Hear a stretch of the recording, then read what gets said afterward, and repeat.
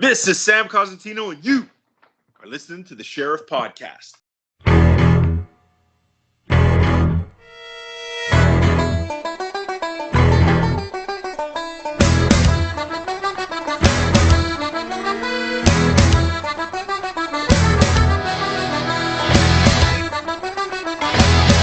Welcome, everybody, to an exclusive episode of The Sheriff. Guys, today I'm blessed to have one of my idols from my hometown at that.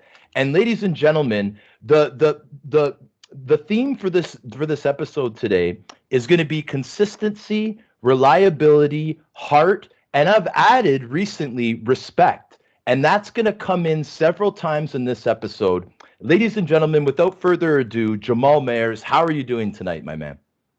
I'm doing great, Sean. How are you been? I'm doing good, buddy. As you can see, I'm a little bit hyper. I'm stuttering a little bit of my words. But ladies and gentlemen, that is because who I have in front of me right now is one of my biggest idols growing up. And Jamal, I'm not just saying that. I'm saying it because it's true. And the reason why it's true is because obviously we are from the same hometown. And I want to pick your brain about that a little bit because I've had a couple of our, let's say, co-friends contact me because they're seeing the posters of me having this interview with you, and they wanted me to ask you a couple things. And there are a couple of our boys from our hometown, so I'm going to bring that up in a minute. But yeah, I like to tell the listeners where the beginnings are from my guests. So where in Toronto exactly were you born, and where were you brought up, Jamal? Great question. So, my mom, Doreen, from Toronto. My whole family's from Toronto. I have an older brother named Alan, and it was just my mom, my brother, and I. So, single parent home. We started in Flemington Park until I was 2, and then we moved to Maine and Danforth, and spent a considerable amount of time St. Clair and Dufferin area. We also lived at Don Mills and York Mills. So I mentioned only a few of those places that we lived. Single parent, having to move around and hustle and try to make it happen. My mom did the best she could, raising 2 boys on her own until I was 12 or 13, and my stepdad came into the picture. So I moved around quite a bit, but I kind of would say I'm from mostly St. Clair and Dufferin is where I probably spent the majority of the time that I remember. Younger days, my brother may have different memories because he was 6 years older, but for me, that's kind of where I say I'm from, but we moved quite a bit. For sure, for sure. And I appreciate you sharing that, Jamal. So thank you. Now, I'm not going to let you off that easily, though, because I'm hearing you mentioning your mom and your brother. And I think that's really cool, dude, because, when I was doing the research for your book, which I can't wait to get into, it talks about a story of like a young boy that lives with his mother and his older brother, the things that he goes through and how he discovers his love for hockey and for being on the ice, right? So then I'm like, okay, so let me get this right. So his mom and his brother, I guarantee you, these two people have a huge impact on this man's life and his journey in hockey. I can't wait to ask him. So now that we're mentioning them right off the hop, let's get into this. Let's get into your mom and brother because I really like to talk about family. Family was a big part of my journey and my progress through hockey. So let's get into it, man. Tell me a little bit about mom. Yeah, I think anybody who's played the game at any point needs a great support system, and a lot of times it's 2 parents, and sometimes it's 1 parent, and sometimes it's an uncle, sometimes it's just a grandparent.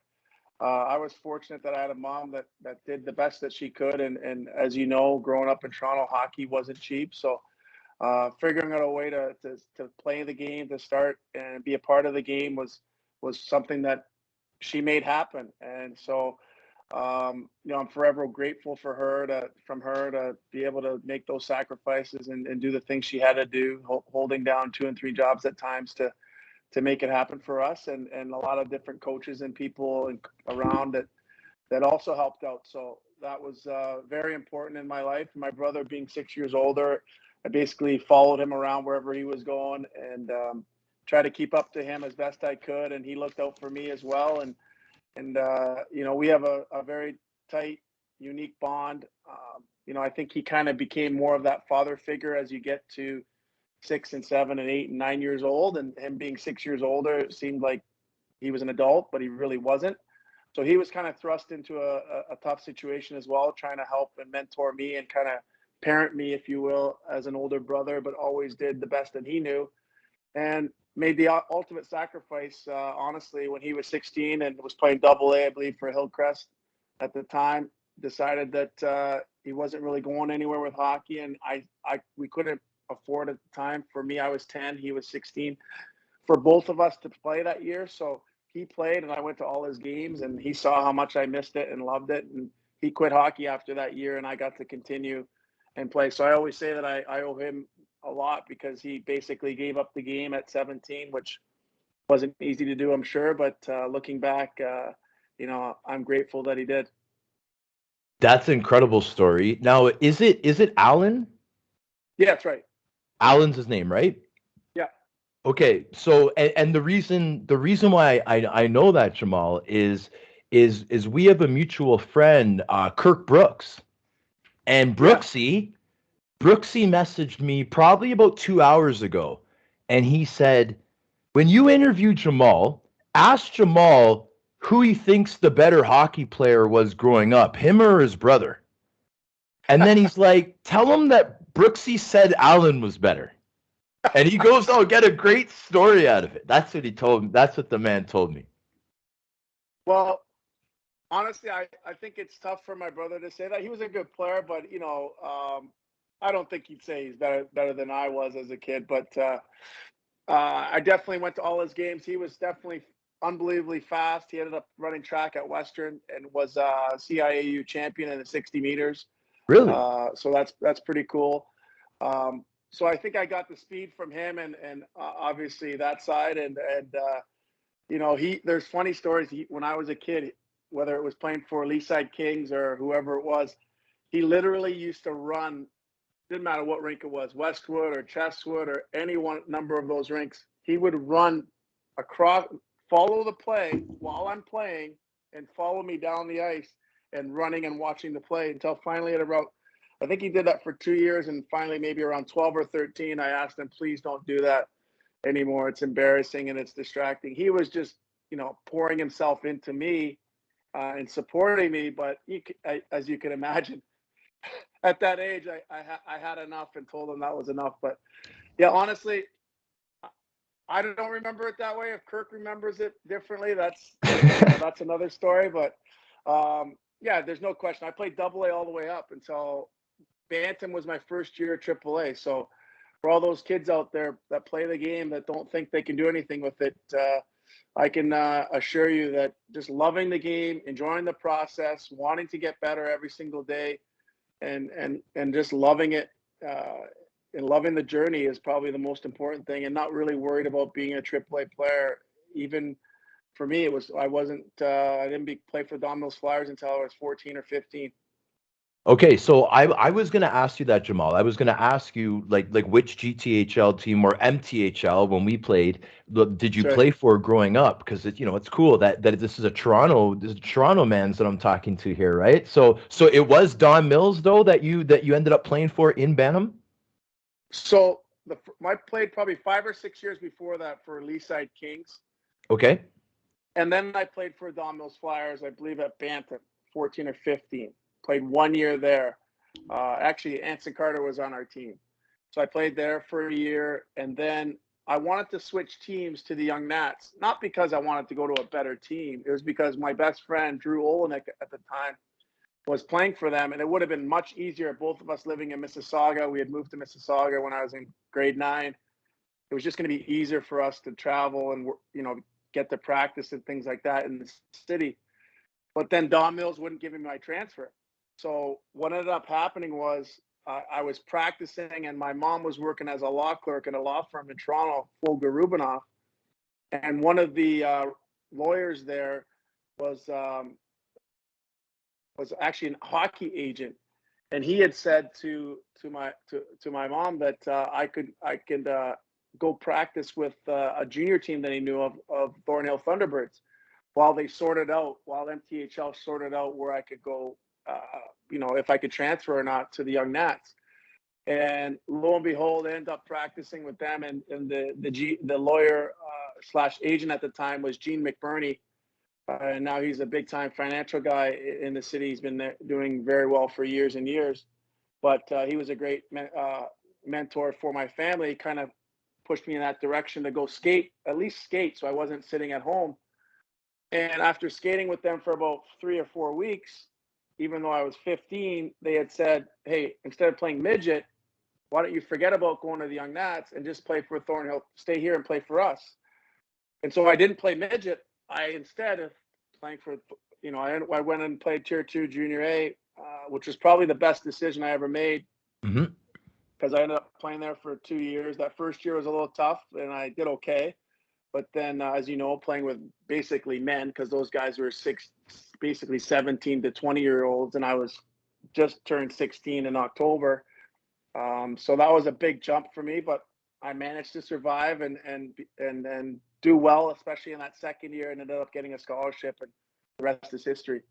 Yeah, and I'm glad you just explained that part because I actually I actually was going to ask you how you got to that Thornhill team because I'm just like Thornhill, I wonder what it was that got him there. So that was the connection there. The problem with the cards not wanting to get released, and then you end up playing for Thornhill. Now I only have the stats from the second year. So Yeah, I'm yeah. looking at the stats and I'm like, man, this guy got there and he just dominated from the get-go, right, Jamal? Because you did very, very well.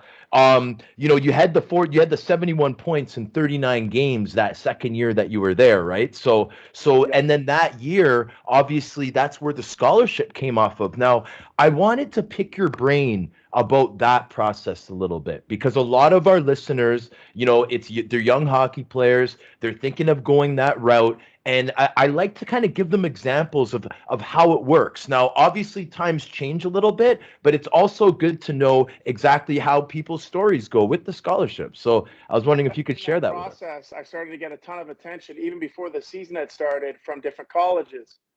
And so right away, Western Michigan wanted to come visit me. So this was not even October. I was still, I believe, 16 years old at that time. Western Michigan wanted to come visit me. So they had come up in the end of September and were even in our living room and talking about their school and that they play in the CCHA and the different teams that are in that league with, Michigan State, Michigan, Ohio State, Bowling Green, Lake State, Ferris State, and the rest of them with the former CCHA league. And and they said they wanted to offer me a full scholarship. And so my mom was sitting there and she said, "Well, what does full scholarship mean?" And they say, "Well, he doesn't have to pay for room, board, books, or lodging or food or anything. It's a full ride." And my mom stood up and Bill Wilkinson was head coach and said, "He'll see you in September." And so the funny part was they leave, and I sit there and I'm like, "What are you doing?" And she said, "That man said that you're going to have an education and a full scholarship, and you get to go to school a year early because back then there was grade 13, as you remember, and I fast tracked and was able to do grade 11 and 12 in 1 year." And she Okay. said, "We don't know what could happen. You could get hurt. We don't know what you could happen." And I said, "But Mom, I've got Michigan, Michigan State, Princeton, Ohio State, Notre Dame, University of Denver, BC." Like there was 15, 20 schools contacting me, and the season had just started. But she had heard Bill Wilkinson tell me I was going to get a full scholarship, and I was a little bit devastated and happy at the same time.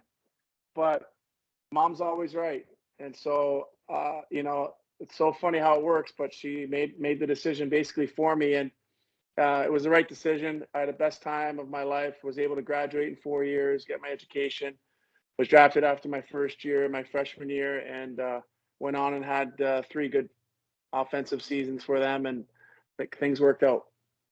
Well, they definitely worked out. But Jamal, the other thing is that at that time, there wasn't a lot of kids that were getting full rides from the city yet. Like right now, there's a lot of kids that you could say, okay, well, this guy, this guy, this guy. But we're talking like this was kind of the beginning of that, kind of the beginning. So your mom, man, she was a pioneer in her own right. Well, she knew we were lucky. I don't know if you remember back then, but Thornhill and Wexford had the two best teams at the time in the city for Tier 2 Junior A.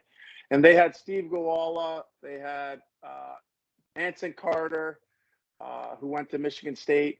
Mm-hmm. I can't remember all the other guys that they had, but on our team that second year, we had Jeff O'Neill, who was our 15-year-old, who led our team in scoring, who ended up being first overall in the OHL draft.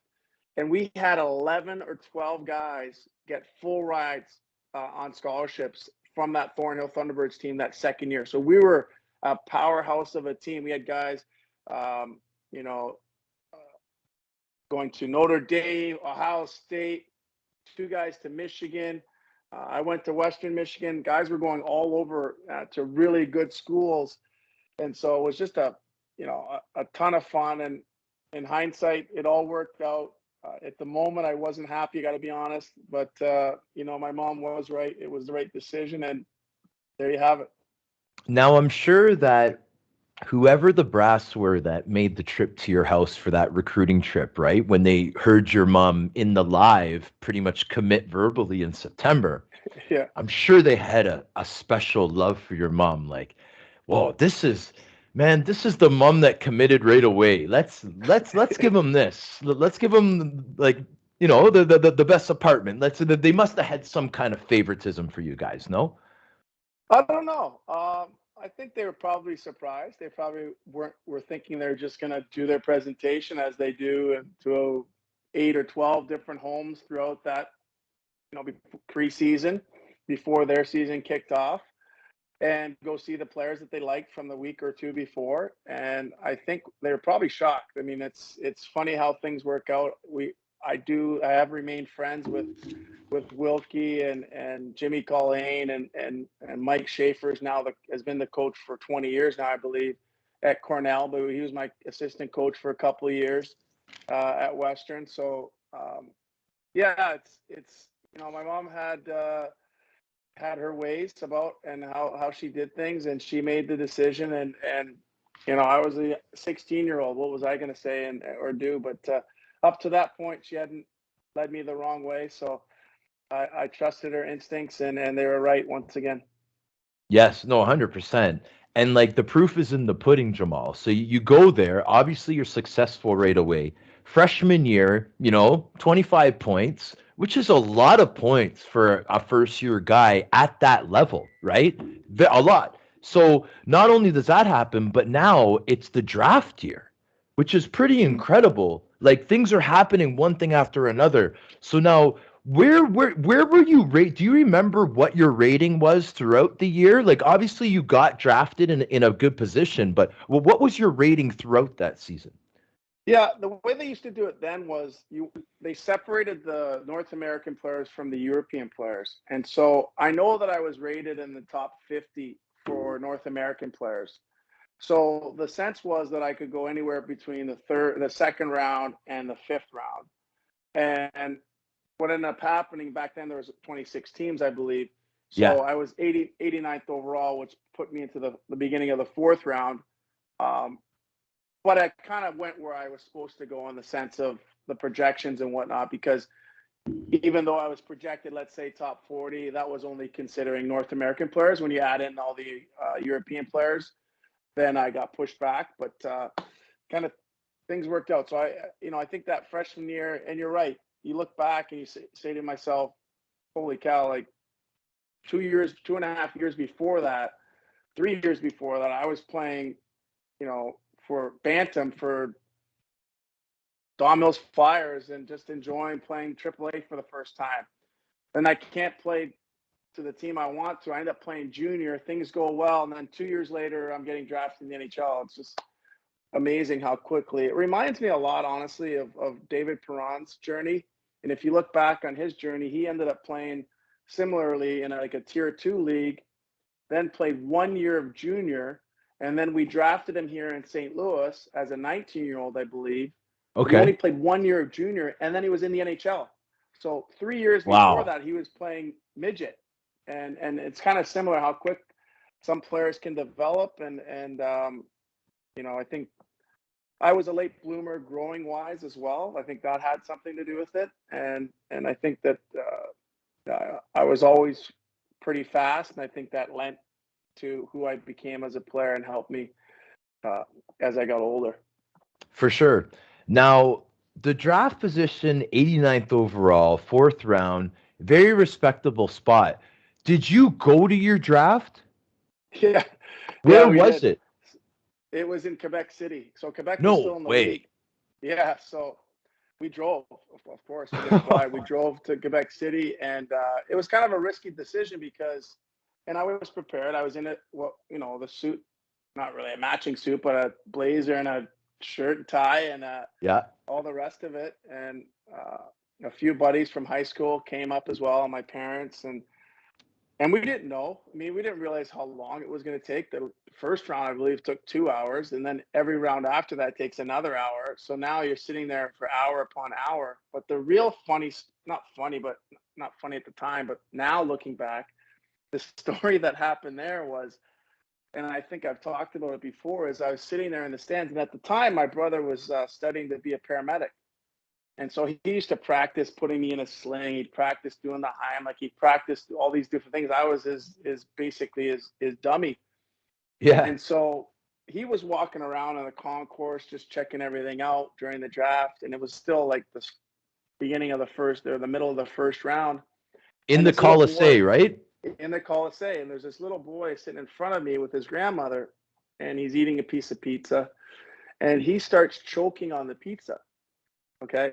And so here I am in my suit, and I got my nice fade going with the top when I had hair. And I noticed the kid choking, and I'm looking at the grandmother, and she's like freaking out. So I jump down and I go behind him to give him the Heimlich. And I try it a couple of times, and now he's turning like pale white. He is not breathing. And he's like 7 or 8 years old. And I say to the grandmother, like, I feel like I'm going to break his ribs. And she said, I don't care. So I gave it one last push, and a huge piece of cheese came flying out of his mouth, and he starts coughing, and everyone in our section starts clapping.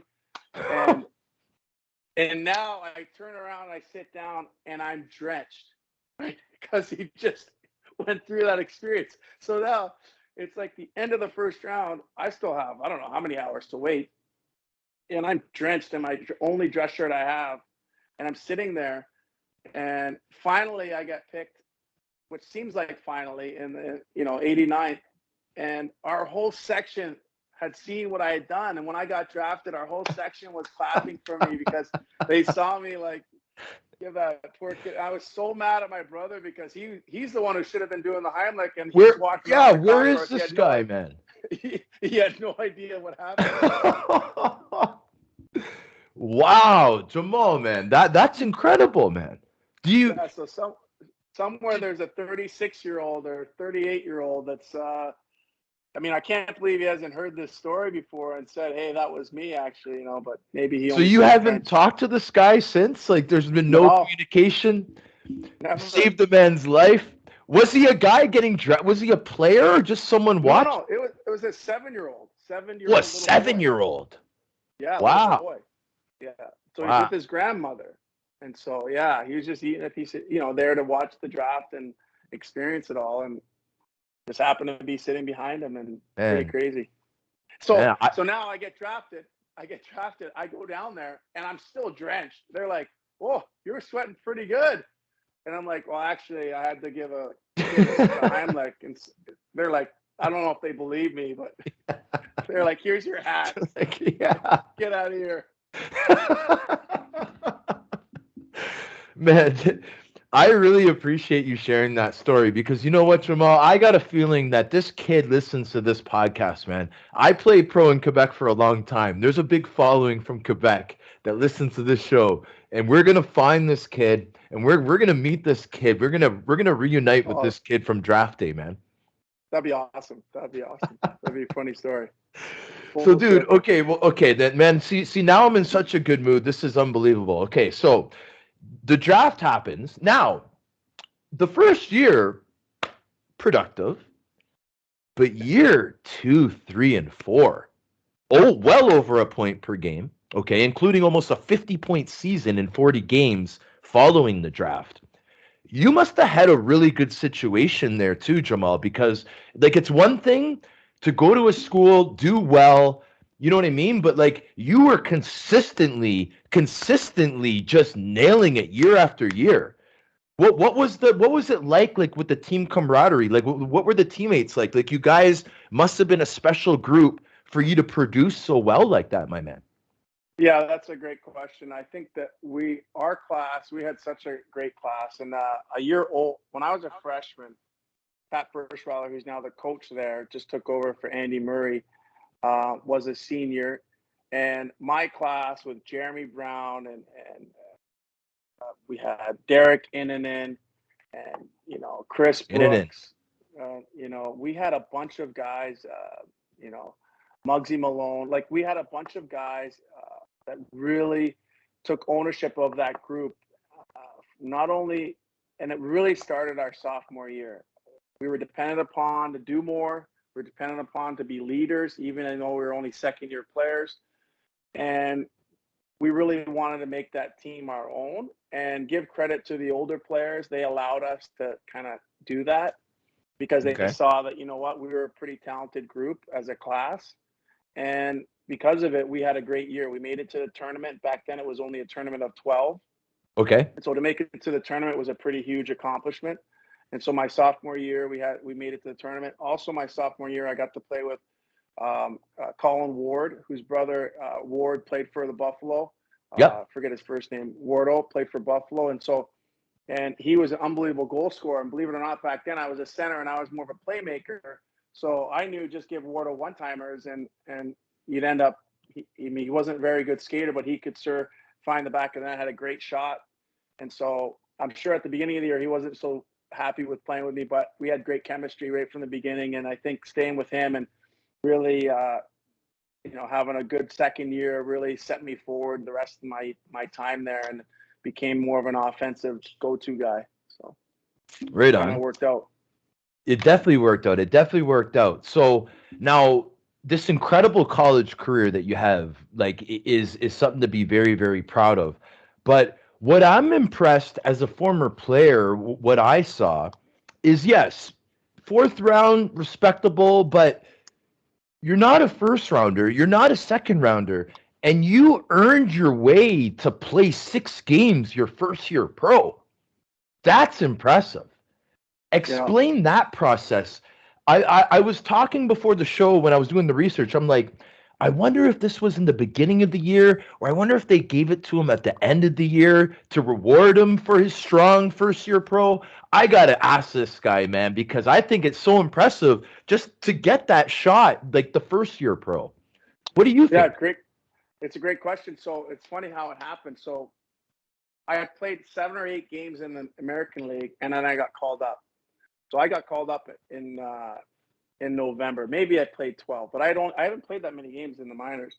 I got called up, and I was actually on the second unit power play. Mike Keenan was the coach, No way. and he went to school with my college coach, and Iron so I Mike. think that yeah, and so while I was up there, Keenan ended up getting fired. So I played my 6 games, or maybe that was when I went back the next time. Well, I ended up playing 6 games, but I imagine me playing 8 or 10 to 12 games, and then I get called up and I play 6 games and I did fairly well, and then I got sent down. But I think they wanted to see where I was, but I still was happy because I started pretty good in the minors and got my chance early on, and I was very lucky. I don't know if it was a coincidence or not, but my second game ever was actually at Maple Leaf Gardens. So honestly, a Really? kid from Toronto playing in the NHL a year after I was in college against the Leafs, and so I had heard funny story. So I heard that Keenan was notorious for scratching you if you knew you bought a lot of tickets or you had a lot of people there. So I was very nervous to have anyone come to the game. You get 2 tickets, but I didn't want to ask for like 20 tickets. So my friends who could get tickets got tickets and went to the game. And I got a ticket for my grandma and I got a ticket for my brother. And so my parents were like, "We're fine. We're just gonna we'll watch it at home." And so that was good. And so I ended up on the power play. I don't know how, and I took a one timer in the slot. Steph Emato tipped it, but after you see me take the shot and one time and it went in, everybody thought I had scored. So my buddies are like, yeah, cheering. I could hear them when I'm on the bench. I was laughing, and then they actually did a review and they realized like it was actually Stefan Matteau's goal, which I knew right away it was his. Yeah. But it's just kind of cool in your second game to be on the power play, get a chance. Yeah. I mean, I think I played another 910 or 15 games. I don't think I was ever on the power play again. So I didn't realize how special that was. But I never hey, saw the power play again. But hey, if you pull all the former NHLers, they'll take your 915 games over being on a power play, my friend. Yeah, I guess so. So Right? it's kind of funny how that works. But you know, when I got up to St. Louis, we had an older team. Keenan brought in all the guys that he knew from Chicago, from New York. That's And right. so, you know, we're thinking this is 96. So they had just won, and he had just won in New York in New York. 94. So Brian Noonan was there, like all those, Stefan Matteau, all these guys he had known from those Rangers days. And so we had a really old team, and stepping into that room was a little bit intimidating, obviously, as a 21-year-old. And I realized early on, and I have to give Greg Gilbert a lot of credit, my coach in the minors there in Worcester, and just making me realize, like, doesn't matter how many points you had in college, like, you're not making this lineup in St. Louis as a top six. Like, you're going to have to win faceoffs, kill penalties, be an energy guy, and start out, you know, just being an energy guy and being physical and using your speed. And that was hard to take at first, but then you realize, okay, listen, I just got to figure out a way to get to the NHL. I can't be worried about what I'm going to be when I get there. And I kind of was focused and carved out a niche of being a third or fourth line guy who could kill penalties, and kind of made a career out of it. But it started from hard lessons from guys like Greg Gilbert that did that job for a lot of years, and I had a lot of respect for him and owe him a lot as well. And even older guys like Mike Easton was there, and you know, Mark Bergevin was on the team back then, and we had an older group that always did the right thing in regard to mentoring younger players and taking them under their wing. And as long as you worked hard and you did the right things, that they had time for you. So I think that was crucial to my development and sticking with the NHL. Well, I can tell you one thing, my friend. You absolutely mastered that role.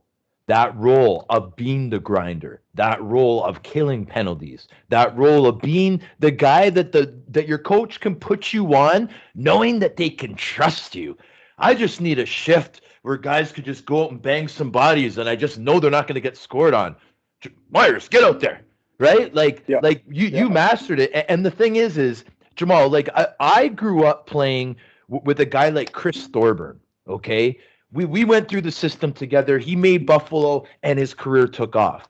This guy ended up being the all-time games played leader for the Winnipeg Jets organization, right?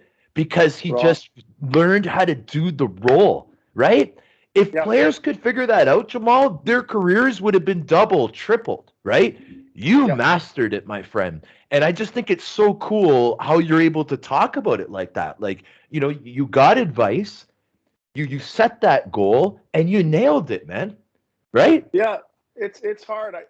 It was hard to take because at first you think I can do more, but then you realize, you know, at the end of the day, this is the best league in the world. And I always felt, even when I was in the minors for 2 years, that if I played well enough, that another team, I'm not just entertaining or auditioning for the St. Louis Blues. There's 28 other teams watching, and if you're good enough, they're gonna trade for you. They're gonna find a way to get you. And so I always had that in my back of my mind, and realize that at the end of the day, let's just get to the NHL. Let's just find a way to get there. And you know, I think that survivor mentality, and I often talked about it with a guy in the beginning of my career, and Ryan Johnson, who I played with in St. Louis, was even 5, 6, 7, 8, 9 years into my career, I was not petrified, but I was very worried someone was going to steal my job at training camp. So I came in with that mentality that kid, whoever they are been talking about for 3 months, is not taking my job. And I think that survivor mentality also served me well. And I think that I pride myself on being, no, I wasn't the only one certainly, but one of the players that really, really dove into the fitness, nutrition side of things, and really wanted to separate myself. And if I could be stronger and faster, it's only going to make me a better player and really help equalize some of the deficiencies I may have had in my game. So I think those are probably the couple of the reasons why. I mean, I used to work out with Dennis Lindsay, who had a place up at North. I used to be at Yonge and Eglinton. So I had a condo at Park Lawn and the QE. So I'd take my bike and the workout would start at 7:30. I'd get up at 6:15 and I'd ride my bike to the workout. It would take me an hour. And then Dennis Lindsay, like he works with a lot of NHL players, Yep. Strength conditioning coach, would be a group of us, but I didn't want them to know that I would just go do the workout. And I love the fact that they had no idea. I've been on the bike for an hour and then I go do my workout and then I'm going to ride home. And so, I think that really digging into the fitness component helped me, especially later on in my career, but definitely at the beginning as well, as I try to be like, really make sure that I wasn't going to have my job taken away from me.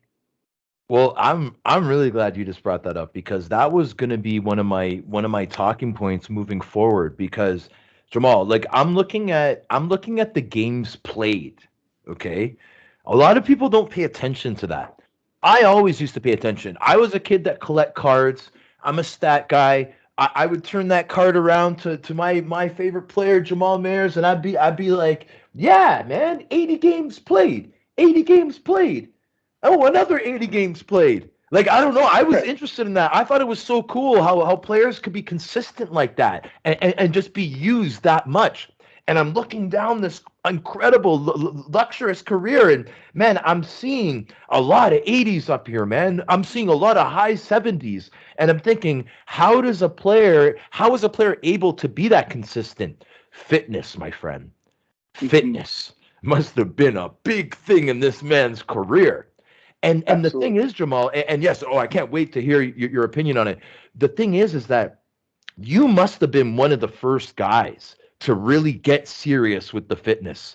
Like Gary Roberts is another guy that's known, right? But like, man, I heard about you, man. I heard about how fit you were. And now that I did the research and I see all these games played, it's incredible. You're like a LeBron James of hockey, man. No, I wouldn't go that far. But I think no, but I'm saying for the games though, Jamal, you're playing almost every game every season. Yeah, and I think it's also mindset. So you take the component we were talking about, which is fitness, which I think is probably a huge chunk of it, and the other part is mindset. And what I learned early on, and again, I have to credit Greg Gilbert, was not to pace myself. I was a good enough skater to go through practice skating at 75, 80%. I would still be faster than everybody else. And what he taught me was not to pace myself. And a lot of times as a professional player, and you've been there, you look at the schedule and you're like 4 and 6. How am I going to do that? How am I going to have the energy? What I was able to do very well, I think that helped me, was I never looked past. I was able to just focus on that game and not look past that we have 3 games in 4 nights. So I might have known we had a game the next night, but I was not going to save energy for that next game. And what you learn over time is that you do have energy. You do find energy. You do recover, and you're able to do it again. But you have to stay in the moment and present and focus on this versus thinking that I have to save my energy because of the schedule or because of this or what's coming up or because of practice.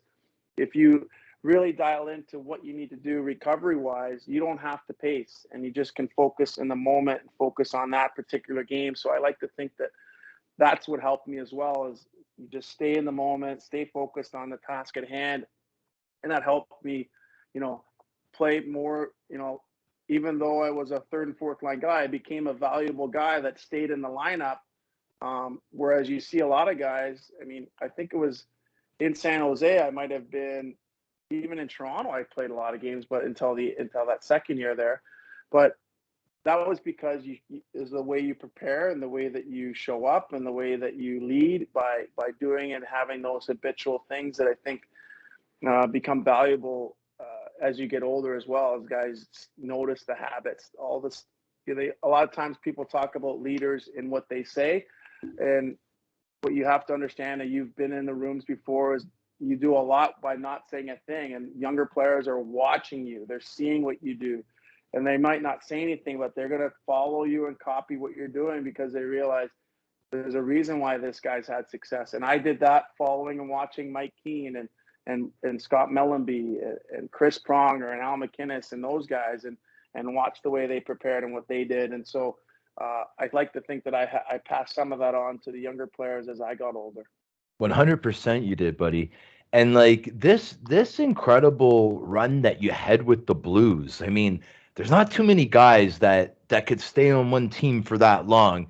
It says a couple things right off the hop. They really liked you, dude. They really liked you, man. Right? Like it's just that's just what it comes down to. And I'm talking about the front office. I'm talking about all the general managers that must have gone through, the assistant general managers, the scouts, this guy, that guy. Everyone liked you for you to stay there that long.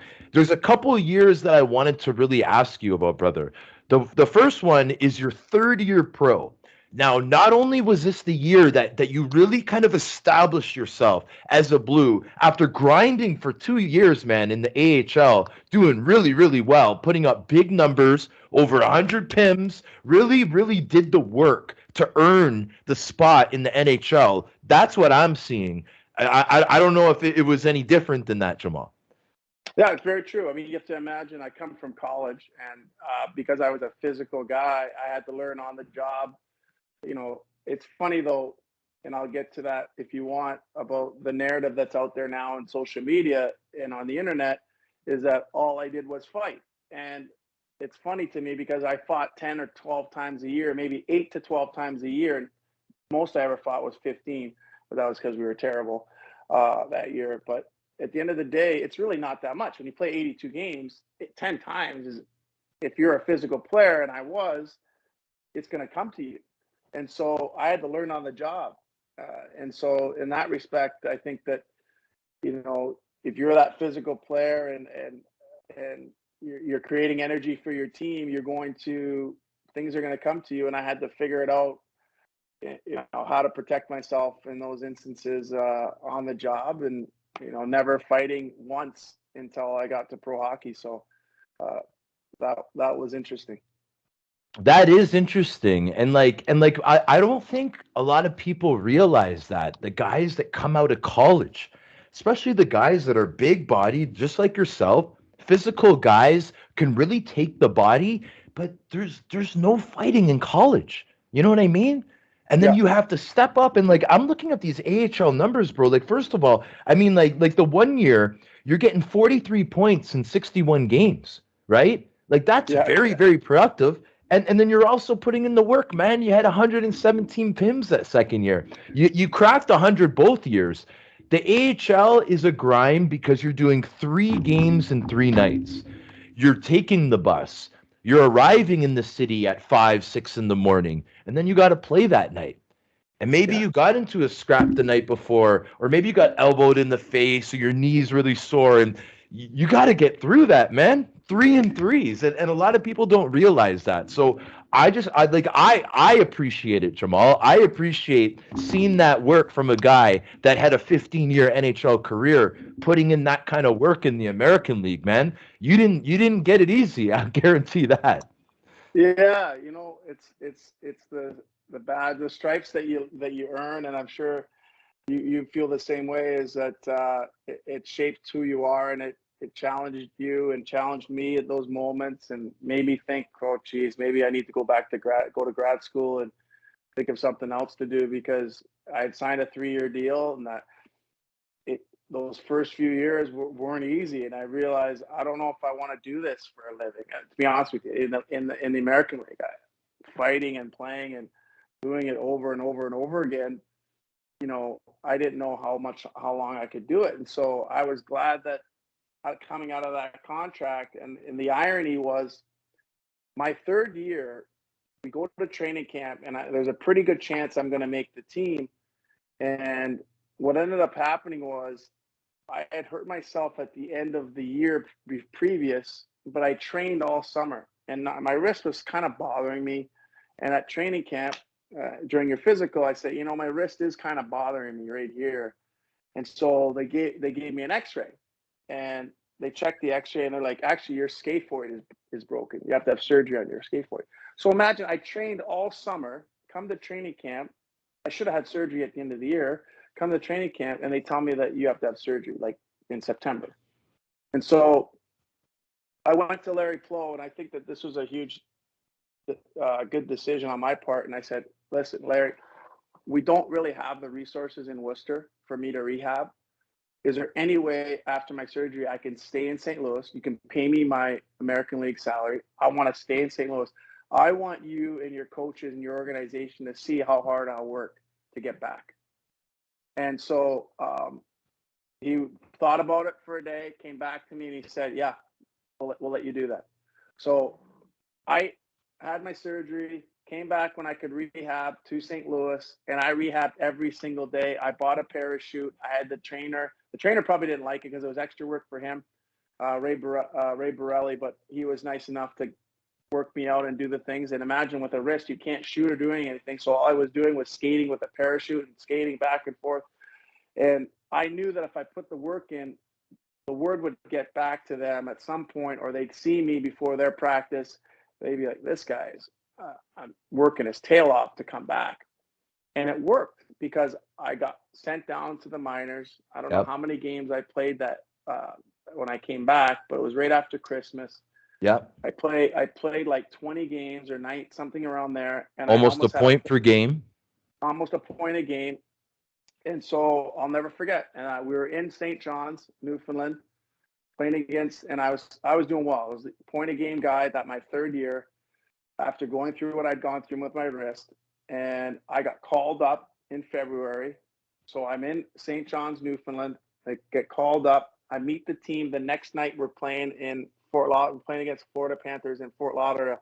So I don't know if anyone knows where a map is, but you imagine where St. John's, Newfoundland is, and then where Miami, Florida is. That's how far I had to go the next night and play. And wow. So I was running on adrenaline, and ended up scoring in my first game back because I hadn't been back to the NHL in a year. Because when Keenan got fired, they had told the team, we're going to have no more changes, no more call-ups, because he'd always bring guys in and out, in and out. And so I remember thinking, oh, man, that's not good for me. And so that was when I first got called up again, was that time in 98 from St. John's to Florida. And I am one of the most proud I am about my career is that when I got called up then when I was 23, I never went back to the minors. So I went from 23, and then when I retired in 38, never once was put on waivers or sent down, and never went back. So. No, Jamal, you had an incredible career, and that's one of the things of why, like in the theme, that consistency was one of it, because it's so consistent, man, year after year after year. The other year I wanted to ask you about with St. Louis was the 2000 season, man. I had to ask you about this year. I find that it's one of the best years that you had, but I got to ask you about that playoff run. The playoff run in the 2000-2001 season. How far did you guys get that year?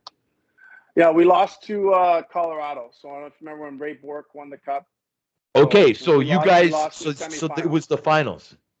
Yeah, semifinals. Yeah, we lost to Colorado, then went on to play Detroit in the final, I believe. Or was it Detroit? Detroit was in the East. I think that's right. But it was when Ray Bork finally got his cup. That's right. Yeah. After all those years with Boston. Yeah, so man. In that playoff, I actually was performing pretty well. And the funny part is that to get, and he won't admit this, but to get Tkachuk going, I was playing center against the Avalanche with Mellenby on my right and Tkachuk on my left in the semifinals. I scored 2 goals in that 5-game series. Both of them sent the games to overtime against Colorado. it was a 5-game series, but I think 3 of those games went to overtime, so it's a little bit misleading. But unfortunately, we lost to Colorado in the semis. But I had a pretty big role during Pivotal. during that run. So it's pretty Yeah, fun. man, that's huge. Those guys, you played with like you were some on line mates with some really really good players over the Yeah, that years. was, you know what? I never was on lines like that until that moment, but for a few games, it was definitely a ton of fun to be dependent on and be around. They probably weren't happy about it, but we're in the semifinals. So I think once you get to past that second round, now you only have 4 teams left. There's this feeling like this is the year. This is the year. And Oh yeah. obviously it wasn't our year, but when you get that close and you're almost to the final, man, it's you never been closer to a team, and that's the teams you remember. Obviously, I remember winning with the team in Chicago in 13, but you really think about those teams that went far in the playoffs because those are the battles and the things you'll never forget. Of course, of course. Now, and I can't wait to get to Chicago because there's so many aspects of Chicago that I like to speak about. But we got to get to Toronto first because we're both Yeah. Toronto boys. Now, when you now this is like and when I was looking it up, like I looked it up, Jamal, and I was like, okay, like it's saying, what the trade was, and okay, but I know that there's more to it. Obviously, you being a Toronto kid, you it was what, like the day before the draft or something like that, right? What was the what was the dynamics with that? Like, did like that? I'm looking at it as a respect thing. Yeah, so it was actually kind of funny how it happened. So the year previous, I was set to become a unrestricted free agent, and um, the Blues came to me and said, we want to offer you a 3-year deal so you can retire as a Blue. And so I signed a 3-year deal, and then take it a calendar year later, um, not even a whole year later. Um, After that first season on that 3-year deal, out of the blue, I think they thought they were doing me a favor because I'm from Toronto, but I signed a 3-year deal to stay there, to stay in St. Louis. Um, they thought they were helping me or doing me a favor by sending me to Toronto, my hometown, but I didn't want to go anywhere. It's the reason why I signed a 3-year deal. So it was a tough trade because we just had my second daughter who was 9 days old. My wife's from St. Louis. We just signed a 3-year deal, and now we're going to Toronto. It was a lot to take in. Obviously, there were a lot of positives and things I got to be excited about as you start to think about going to play for your hometown Leafs. So that was really cool, kind of going back to Toronto and finally getting to see family and friends and getting them to see me. Things didn't really work out well from the beginning. Um, you know, our team wasn't very good, and I didn't really necessarily get along. Ron Wilson thought he was getting something different in me as a player, and I thought I was going to be asked to do more maybe, and it really wasn't a good fit. And sometimes that happens. It's no fault of his. I like to think that there's no fault of mine, and it just didn't really work out. And so the first year went okay, but I remember thinking like my family and friends have to be thinking like I thought you were like a good player, at least a decent checker. Like you're hardly playing and you're not doing anything. So it was tough to have when you're playing in the West and no one really sees you. It wasn't that big of a deal. But when you're playing in your hometown and there's a lot of people like reaching out, and that was a little bit tough. Not playing as much as I thought I should be, and not being a bigger part of the team. Some of that's on me, and I'll own that. And some of it was the situation. But when I look back on it now, there's absolutely no bitterness. I got to play for my hometown, Toronto Maple Leafs. I grew up playing for George Bell in house league, and on my team was Anders Salming. So when I ended up getting traded to the Leafs, so I was friends with Anders, obviously. So his dad, I slept over his house a couple of times in Hyde Park, and so I remember when I got traded to the Leafs, I got the Leafs to get me Boria's number, and I called them, and we had a little bit of a laugh and joke that it was kind of funny how things have gone first full circle, that I'm actually a Toronto Maple Leaf, and I asked him if it was okay if I wore 21, and he said absolutely no problem. So I wore 21, which is just pretty crazy to think about the fact that I grew up in Toronto. was friends with Anders Salming for like 2 or 3 years, and then they ended up moving. But and then I end up playing for the Toronto Maple Leafs and wear 21. That was pretty cool and pretty special, and so that's how things happened with that. And it didn't really go well, especially that second year. And then asked for a trade, and I have a lot of respect for Brian Burke, and he's always been a straight shooter and was really good to me. And he knew it wasn't working out, and I think he felt the same way. He thought it would, and it didn't, and that's okay. And at first, I thought I was going to get moved the year before to Chicago. Didn't work out. Thought I was going to get moved to somewhere else. And finally, they put a trade together that sent me to Calgary in the big Phaneuf trade. So I ended up getting out of there the end of January in that second year. So 2 things I want to add to that, Jamal. First off, in the grand scheme of things, it wasn't that bad of a year, brother. You know what I'm saying? Like, stat-wise, it wasn't that bad, man. You still put up 16 points. Like, you almost had 100 pims. Like you know what I mean? Like just from let's say like an average year, it wasn't that bad, man. You did pretty good, brother. You did pretty good, man. You did good for us over here, man. Right? It wasn't a good team either, right? No, we weren't a very good team. We had good guys. I mean, Matt Stajan still is a friend today. Had a heck of a long career, a great teammate. Carlo Koliakovo, who's doing great things there in Toronto on TSN. And, we had a lot of young guys that were just finding their way. And we had, Bill Kessel was there and doing his thing. And so we just, Thomas Caberlet, I'm sure he was one of my favorites, man. He was so silky smooth and great teammate as well. So we had good people.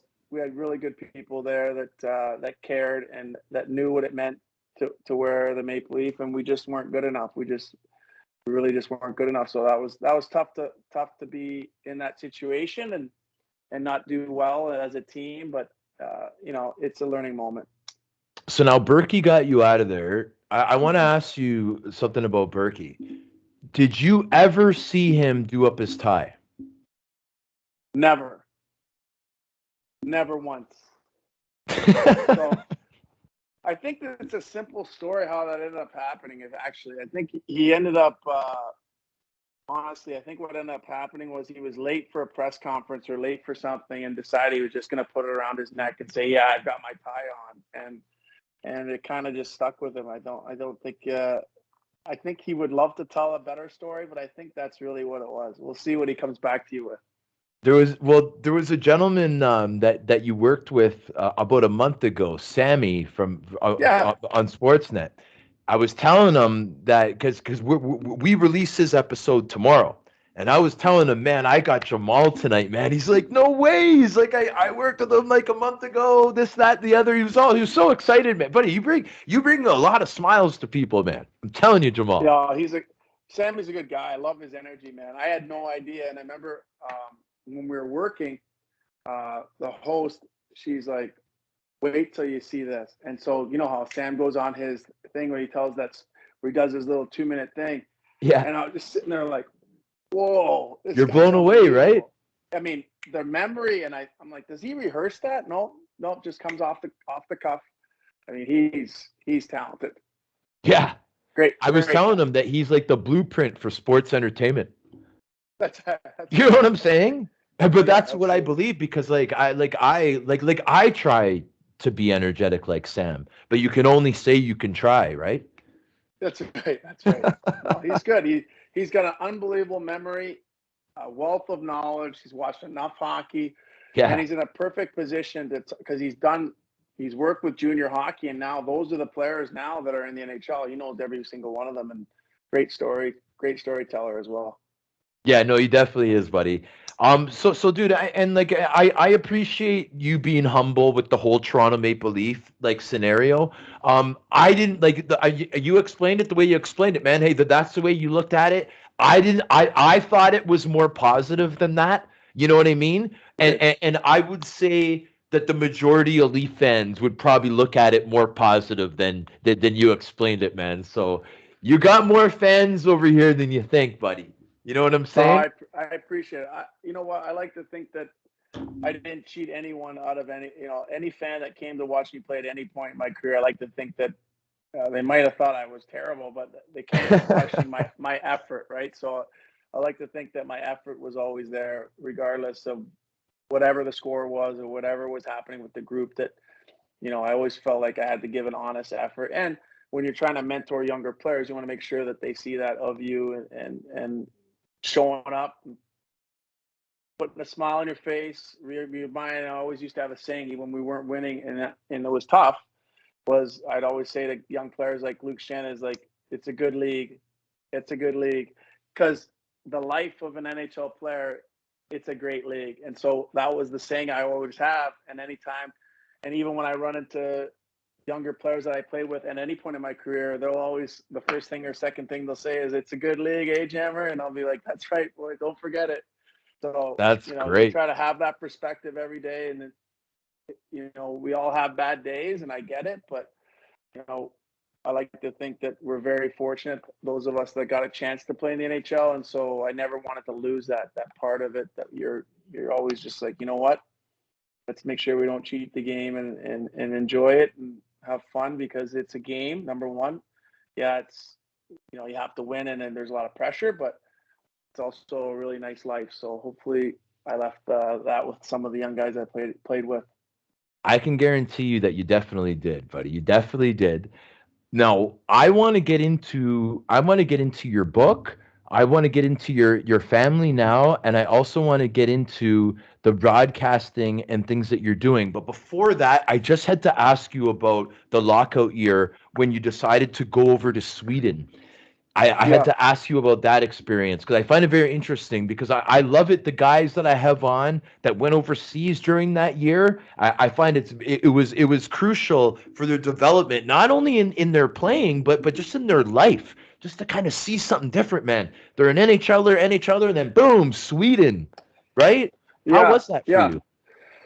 It was great. I had just gotten married. The year before I played, so 2 years before that, I blew my knee out. So I had complete ACL, MCL, meniscus repair on my right knee, and so I played the next season, but it never quite felt right. And I was lucky that I was able to play 80 games that second season, that next season, but it still, I could tell it just wasn't right. So I couldn't sit out another year. And so right away, when it was evident that we weren't going to have a season, I had to get somewhere.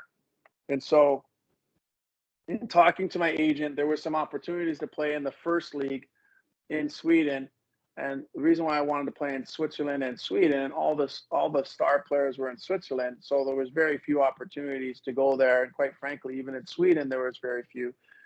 But there was a couple teams, but it would have been super north of Sweden and literally 4 hours of sunlight. And I was like, I'm not doing that. So I ended up going to Stockholm in the second league on a team called Hammarby. And so myself and Taylor Pyatt went to play Yep, for Hammarby, but we were in the Isaac. second league. And so the funniest part was we ended up we're in the power play, and as in the second league, we're in Stockholm, which is a beautiful city. Everyone speaks English.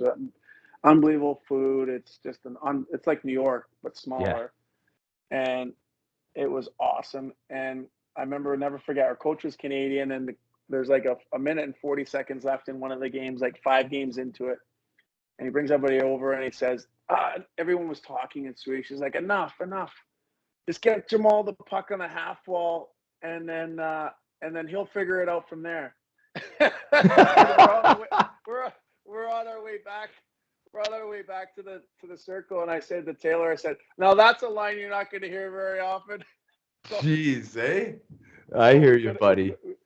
so we go play the game, and then we ended up scoring and having a ton of fun. But the biggest part for me was I got my confidence back. I was playing a lot. I was producing offensively, and it really set me up for that next year because I had my best year offensively ever in the NHL. Part of that because they changed the rules and there wasn't as much obstruction, and I'm a guy who can skate, so it afforded me more opportunities. But I think because I went to Sweden and got my confidence, felt better with my leg, my knee. It really helped me, and I wasn't about to sit around for another year after missing the year before that. Olympic size ice, Yeah, over a point per game. yeah, I'm assuming the team was a winning team. Were you guys yeah, winning? yeah. We That's were a winning. great confidence builder right there. Absolutely, absolutely. And you know what? I also have been very lucky. I played for Team Canada in 3 World Championships, and Mm. so I knew I could play on that ice. I knew I could figure it out, and I knew I had enough skill to produce offensively, and kind of had to dial back into my college days and my memory bank of what that was like to have the puck a little bit more. But it was a ton of fun. So now, if we're going in the timeline, let's quickly talk about this, man, because we're talking about 2005 right now. 2007 World Championships, Team Canada. What was the result there? A little bit of gold or what? Yes. So Andy Murray was the coach, our coach from St. Louis. He brought, I believe, 5 Canadians to the team. Jay McClement, Eric Brewer, myself. Is Ryan Johnson on that team? I'm not sure. Maybe not. But brought a bunch of us St. Louis guys to that team, and we ended up. Barrett Jackman was on that team, Jackman. and we ended up winning the World Championships for Canada, which was an amazing experience. But the best part of that story was it was myself, Jay McClement, and Jason Chimera were the 4th line, and so we could all fly. And the best part for me was Steve Yzerman was the general manager, and the next year it was in Halifax and Quebec City. So the year previous, it was in St. Petersburg and Moscow. So as you can imagine, there's a few players, they'll remain nameless, who didn't want to go. But the next year, obviously, everyone wanted to play in Canada for a World Championship. Yeah. But to Steve Yzerman's credit, he made sure he asked every one of those guys on that 4th line, myself, Chimera, back, and Jay McClement back for that next season for the World Championships, and he didn't have to do that. Obviously, there was better players available, but because we said yes to go to Moscow and St. Petersburg, he was loyal to us and asked us to come back because we won the previous year.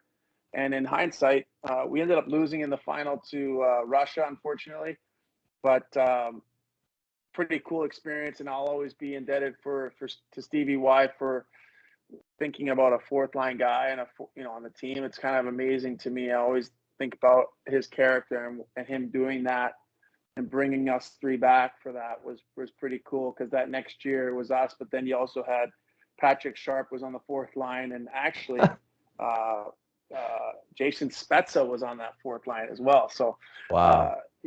You can imagine what kind of players were on that team. It was like a list of Hall of Fame type players on that 2nd-year team. Now, is that gold medal, Jamal? Is that within arm's length of where you are right now? No, that's in the basement. This is just stuff here in my office. But yeah, that's the cup there. That's the Western Conference champions. That's a President's Trophy from the Chicago Blackhawks in 2013. And then over here, President's Trophy from 2000 with the Blues. So that's what I got in here. Jerseys and stuff are downstairs. That's really nice, man. So you have so much stuff. Do you have to split it up all over the house? Yeah, right? I'm sure my wife wants to get rid of it. Yeah. Yeah, man. So thank you for sharing that, bro, because that's super, super cool. So now, obviously, man, there's big stops in Calgary and San Jose, but I want to get to Chicago because I had the opportunity to be a part of that organization as well, man. And I know what it's all about there, and I know how they embraced Mr. Jamal Mayers and how nice of an experience it was for you there. Now, Stanley Cup. Now, okay, like I'm trying to figure out how to start this. Like, the Stanley Cup is like the ultimate prize. A kid wants to play in the NHL, Jamal, but when we're young, like we want to play in the NHL, but we're playing in the NHL, winning the Stanley Cup. Like, that's part of the dream, right? Sure. So, dude, you had such an incredible career. Now you finally win the Stanley Cup. What I want to talk about, this is what I want to talk about.